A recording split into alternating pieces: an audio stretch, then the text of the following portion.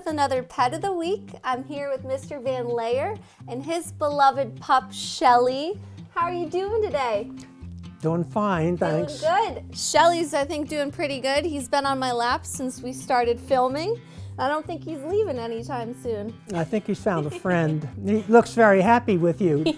You mentioned when we came over that Shelly is a people person. Yeah, that's exactly right. He loves people.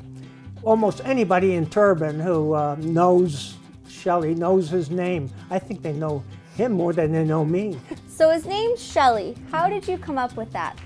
Well, think of Shell Point. I named him Shelly because of Shell Point. A lot of people think Shelly is a woman's name, and it is, but it's also a man's name. Shelly Berman was a well-known personality. Okay.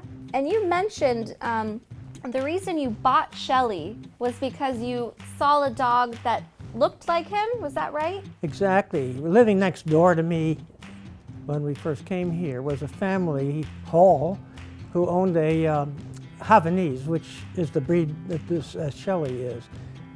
Bella was a different color, black, but Havanese come in two colors, white or black. And anyway, when I started looking for a dog, because I wanted a companion, the first thing that I thought of was maybe I should be getting a Havanese. So I started looking around on the internet, and I found a breeder up in Northport, and that breeder was where I got Shelly. I was going to back and forth between Tampa at the time. I had some surgery to take care of. And I called the breeder and asked if I could come over on the way up or on the way back to look in and see just what they had over there. And at the time, my friend Joni Betts, was with me. We stopped at the breeder's place, and they put little old Shelly in Joni's lap.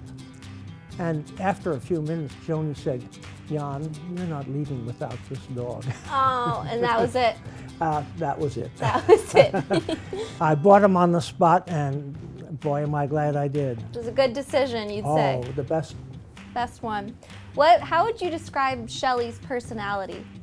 Well, you can see that the way he runs around with his tail wagging, that if there's anybody around that might possibly pet him, he wants to be petted. Yeah. So he's a loving dog. He's always looking for people. Mm-hmm. He's got his, just has a very warm social instinct. He's a lap dog for sure. Yeah. He's a good one at that. And his coat, he's very, very soft. Now, are Havanese normally this soft? They vary a lot. Shelly's coat is a lot softer than any of the other Havanese I met. Yeah. But they are different. Now there's one called Mickey up here in Turbin, a black Havanese, and Mickey has very silky hair. So they just vary.